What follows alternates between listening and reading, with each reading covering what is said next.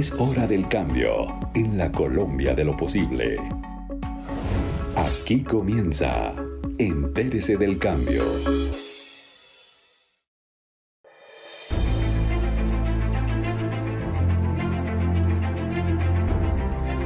Una verdad irrefutable y con argumentos que la comprueban es que los estados del mundo funcionan, se sostienen, se financian en buena parte con los impuestos que se cobran.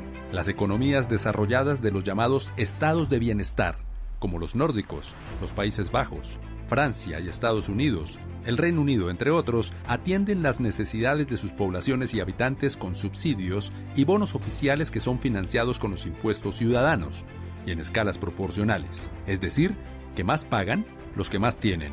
Y cada nación, de acuerdo con sus necesidades y con las consecuencias de situaciones mundiales, como la recesión o el estancamiento económico que se avecina, ajustan sus sistemas tributarios con cambios y reformas.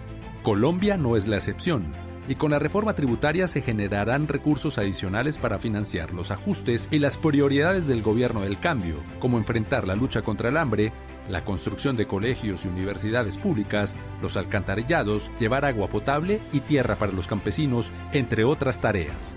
Así que para conocer qué viene ahora, luego del trámite de la reforma tributaria ante el Congreso, la inversión de sus recursos y desbaratar más de un mito, les damos la bienvenida a Entérese del Cambio.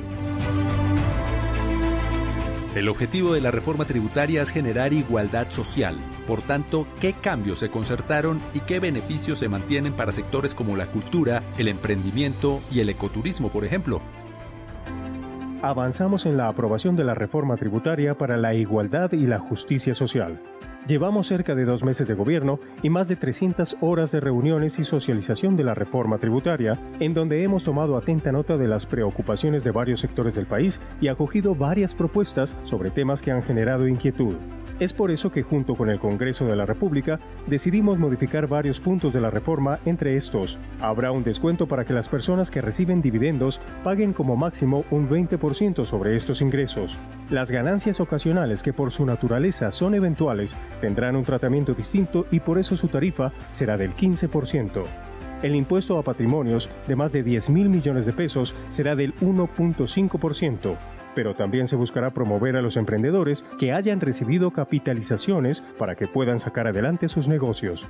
Se disminuyó la lista de alimentos ultraprocesados que pagarán impuesto y se modificaron los umbrales de gramaje de azúcar en el impuesto a las bebidas azucaradas.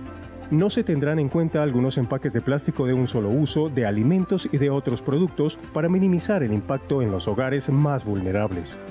También se mantendrán los beneficios tributarios para sectores estratégicos como la cultura y su promoción a través del cine y los libros. También se conservarán para impulsar el ecoturismo y la construcción de vivienda de interés social. Estos cambios son la respuesta de un gobierno abierto y dispuesto a escuchar las voces de todos los sectores y que tomó atenta nota del legítimo debate que suscitó la presentación de este proyecto.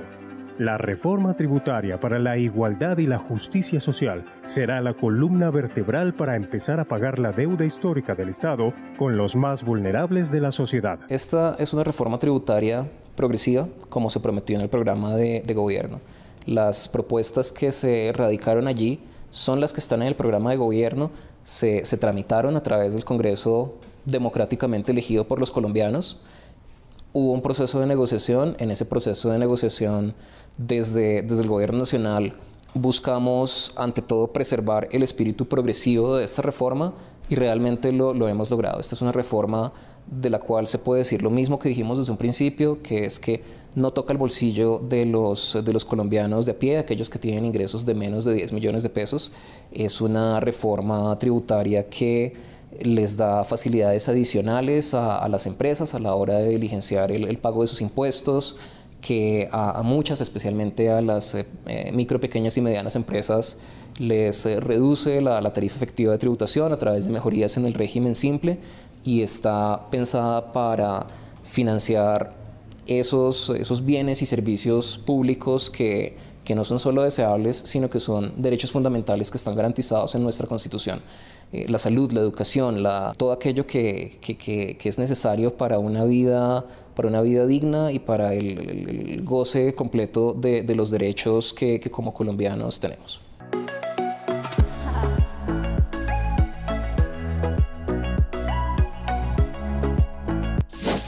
¿Cuánto dinero se recoge finalmente con la reforma tributaria?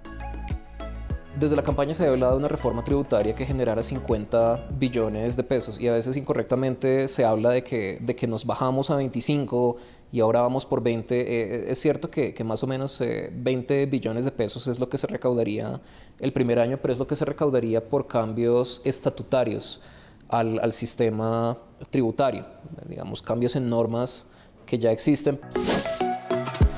Justicia tributaria.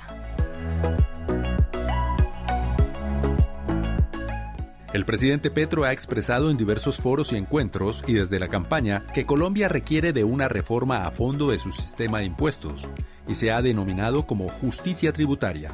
Director de la DIAN, Luis Carlos Reyes, desde el punto de vista académico y de usted como investigador, ¿cómo construir ese sistema tributario justo en el país?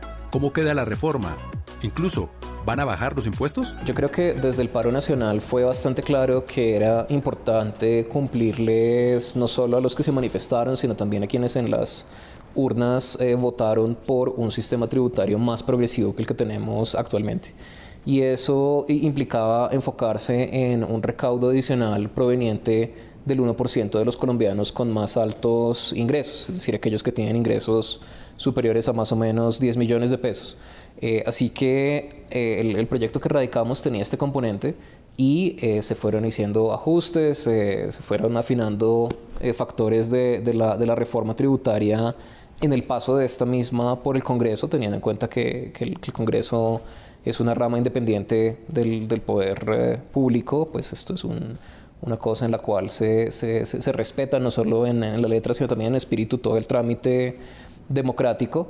Pero incluso saliendo de ese trámite continuamos con una reforma tributaria progresiva que no toca los bolsillos de los colombianos con ingresos de menos de 10 millones de pesos, que incluso a algunos de ellos les baja los impuestos, especialmente a aquellos que tienen dependientes como cónyuges, hijos, hasta para algunos contribuyentes de ingresos de menos de 10 millones de pesos se va a crear una renta exenta adicional de hasta 1 millón de pesos más o menos al mes para quienes tengan 4 dependientes. Entonces, una reforma tributaria que está enfocada en la progresividad, en la equidad y que le da un impulso muy importante a la economía popular y familiar.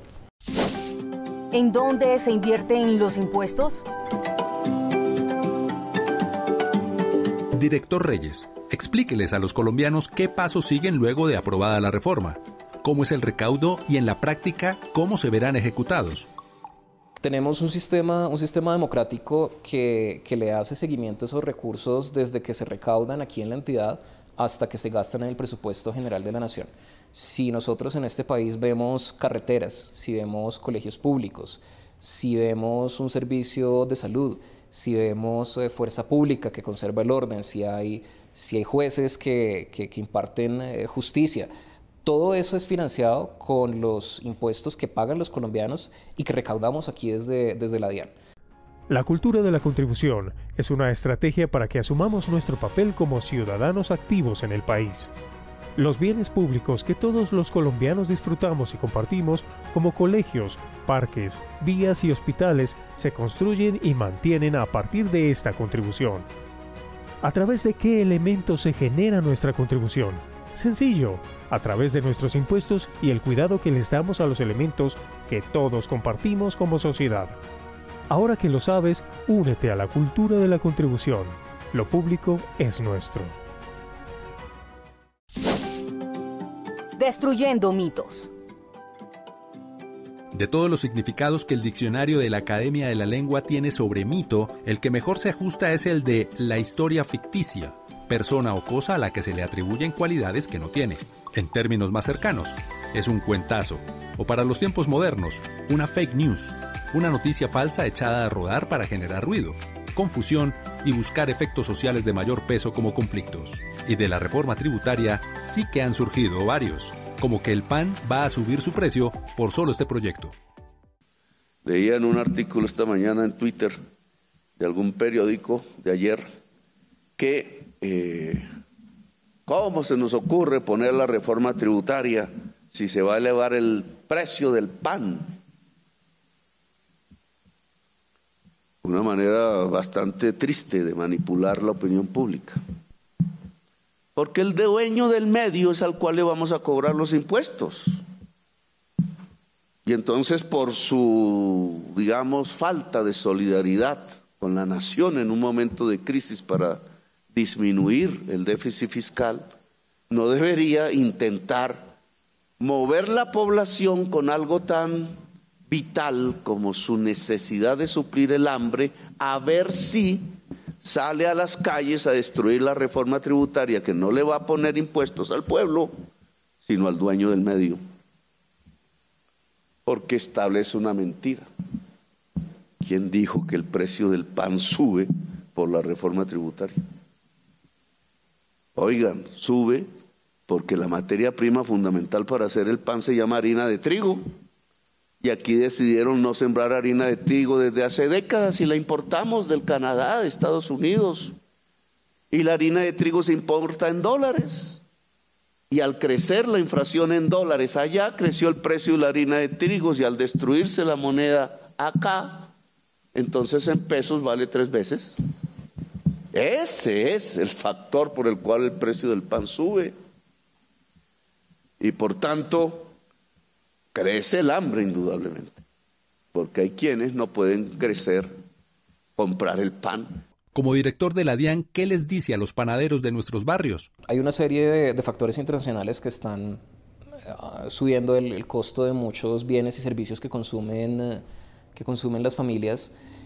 Y con respecto al pan, por ejemplo, había una preocupación de si los impuestos saludables iban a afectarlo, porque es un producto procesado y este es un impuesto que va a productos procesados, ultraprocesados, para dar la tranquilidad de que esas panaderías de barrio en las cuales compran su pan de cada día, la inmensa mayoría de los colombianos, para asegurarnos de que esas panaderías no estén afectadas, lo que se hace es darles una exención, hacer que estas panaderías que tienen ingresos mensuales de menos de más o menos 32 millones de pesos no estén sujetas a estos impuestos a los alimentos ultraprocesados.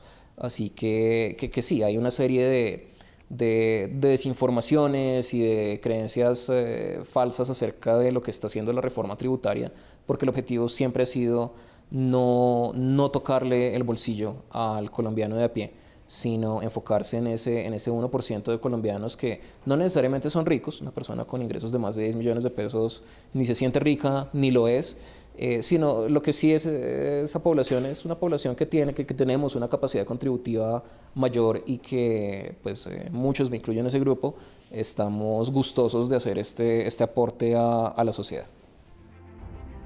Otro mito, que es percepción y muy afincado en la mentalidad popular, es que ¿para qué pago impuestos si es que se lo roban y no se ven? ¿Cómo romper este mito? La reforma tiene dientes contra la evasión. Evasión es evadir, es decir, hacerse y no pagar lo que corresponde por ley, es decir, contribuir con el desarrollo del país y el apoyo a los colombianos en mayor vulnerabilidad. Lo que se evade en Colombia cada año es prácticamente lo de 4 reformas tributarias.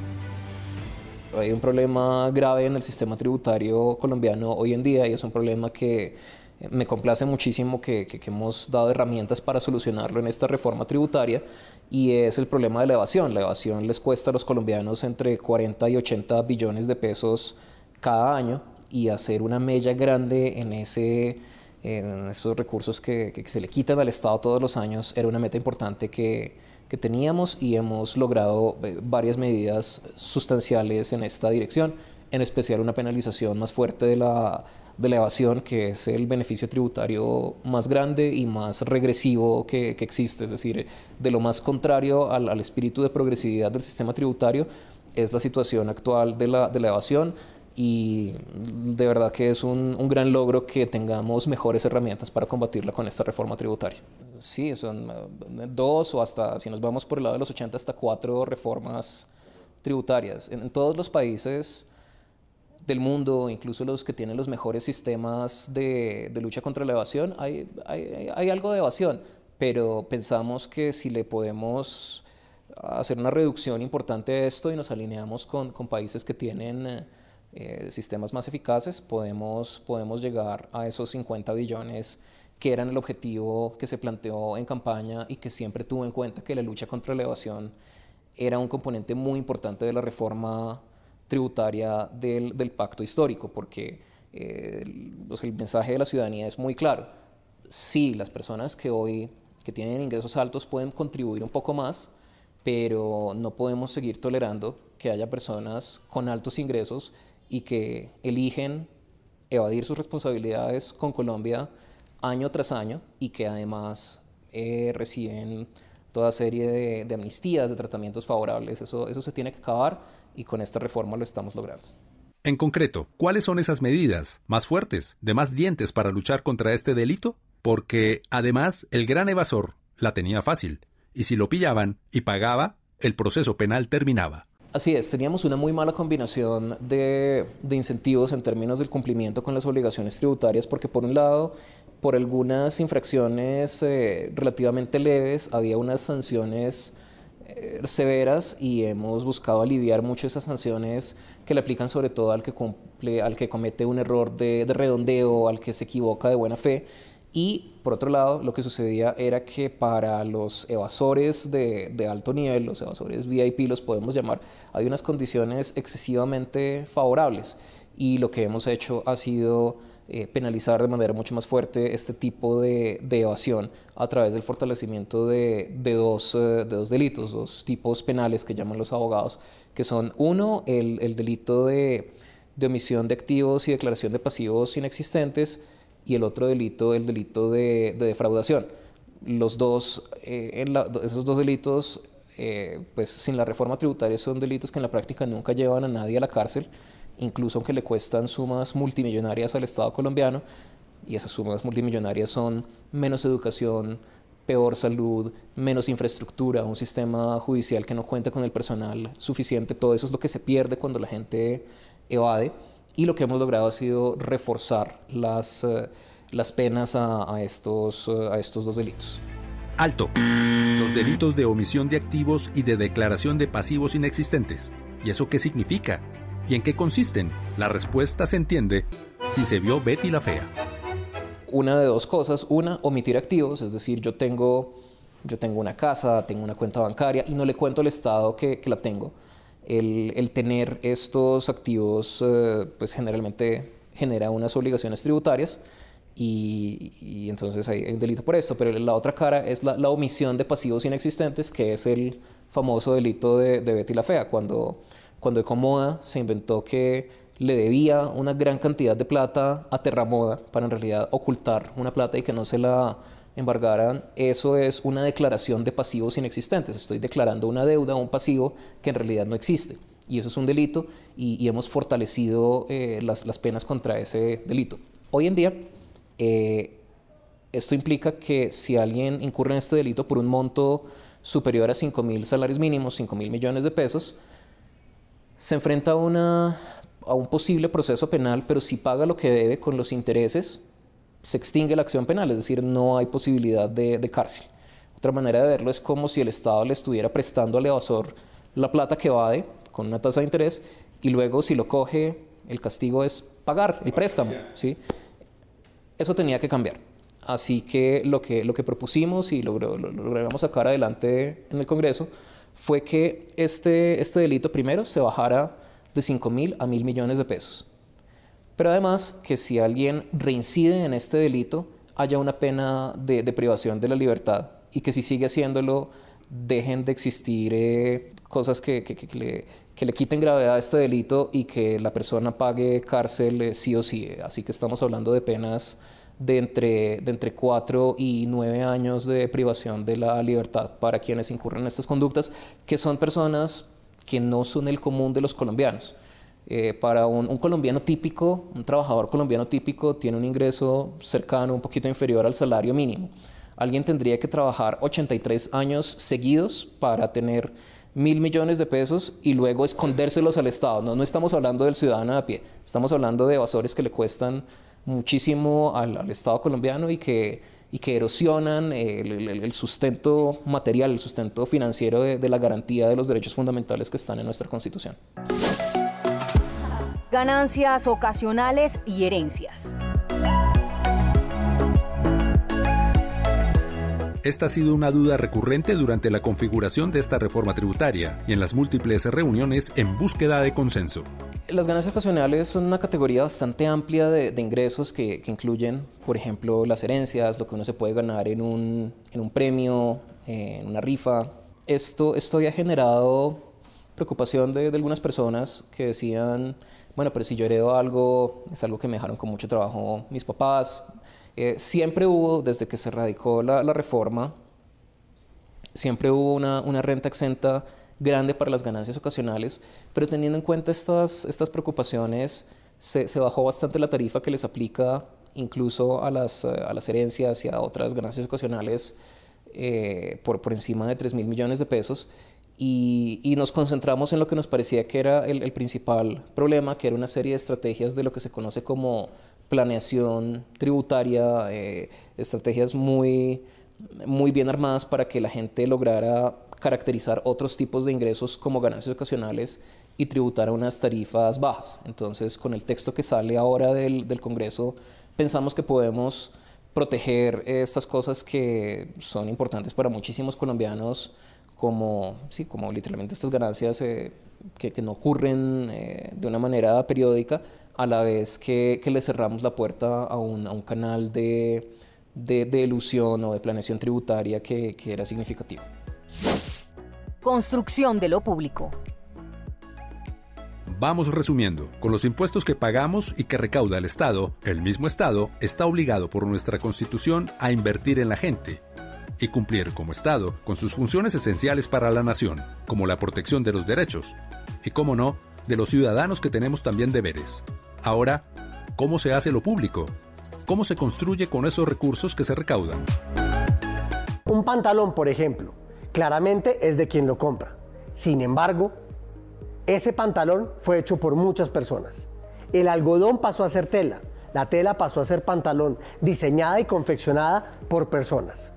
Todas las cosas que tenemos tienen insumos y el tiempo de las personas que lo produjeron. Lo mismo pasa con los bienes y servicios que todos usamos, como las carreteras, los acueductos o las bibliotecas públicas, que están disponibles para nosotros porque alguien ya las construyó y las mantiene funcionando. Estos bienes y servicios, que son de todos, que son públicos, fueron hechos con dinero de todos nosotros. Todos aportamos para que esto se construyera y siga funcionando de la mejor manera. Este aporte lo hacemos a través de impuestos que pagamos en cada compra que hacemos para devolverle a los demás parte del beneficio que obtuvimos por usar bienes y servicios que son de todos. Es una gran vaca a la que todos contribuimos. Hay muchas formas en que día a día contribuimos a esta gran vaca para que podamos tener acueductos, carreteras, salud, educación y, entre otras cosas, que una papa sembrada en el campo llegue a la ciudad y la podamos consumir en nuestros hogares. Hay muchas formas de hacer estas contribuciones. Está el impuesto de renta, que es el aporte que hacemos al país como retribución a lo que logramos cada uno de nosotros en crecimiento, desarrollo y progreso. Y está el IVA, el impuesto al valor agregado, que es el pago que hacemos por transformar un producto básico como el algodón y llevarlo a ser un pantalón. Esta es la reforma de mayor consenso en la historia, como dice el ministro de Hacienda, José Antonio Ocampo. Creo que lo es, y sobre todo porque no se buscó que esta reforma se hiciera cuando los colombianos estaban ocupados en otras cosas. Mire, cuando nosotros, el presidente Petro ganó las elecciones, empezó a nombrar a su equipo de gobierno, nos empezaron a decir a quienes estábamos participando en la construcción de la reforma cosas como: no, ustedes están muy equivocados, están haciendo las cosas mal. Uno, como hace una reforma tributaria, es que llegue y coge el último día del calendario en el cual se puede aprobar y hace todo su cronograma hacia atrás para que usted pueda arrinconar al Congreso y pasar esa vaina, ojalá cuando todo el mundo está distraído con diciembre y su alegría. Y no, lo que el presidente dijo fue: el proyecto más, de pronto menos vendedor, menos popular, lo vamos a presentar el primer día de gobierno, porque vamos a ser muy abiertos con los colombianos con respecto a que se necesitan más recursos para financiar este programa, para garantizar la sostenibilidad fiscal del país. Y esta va a ser la prueba de cómo gobierna este Ejecutivo y cómo interactúa con ese Congreso, que es con el cual, pese a todas las discusiones que hay en el proceso, que es con el cual vamos a sacar adelante esta parte que es la que financia el resto del programa de gobierno. Ok, el gobierno del cambio recauda los dineros que calcula con la reforma tributaria. Y entonces, ¿se prevé lo que se viene? ¿La recesión mundial? ¿La inflación por las nubes? ¿El dólar? Hay que tener un manejo prudente de las finanzas públicas y estamos empezando precisamente por una reforma tributaria que garantiza los ingresos que le muestren a los inversionistas internacionales, que le muestren a todos los interesados que Colombia no va a salir a gastarse un montón de plata que no tiene en el bolsillo. Es muy importante que el uso de estos recursos se vaya hacia aquellas cosas que generan crecimiento económico, y eso incluye la educación, eso incluye la infraestructura, son cosas que nos garantizan a un mediano y largo plazo tener un ingreso más alto, que es un componente esencial de esa sostenibilidad fiscal. Hay que tener un manejo prudente frente a coyunturas internacionales que, desde luego, en Colombia, siendo un país pequeño a comparación del resto del mundo, nosotros no controlamos, y creo que las medidas que se están tomando desde el sector Hacienda, pues desde el Ministerio y en general el programa de gobierno, tienen en cuenta que no se pueden generar recursos de la nada y que toca trabajar con lo que hay. Esa es la principal medida de sostenibilidad fiscal y de credibilidad del gobierno ante la comunidad internacional, incluso en este ambiente económico un poco, pues, que genera un poco de prevención para el año entrante.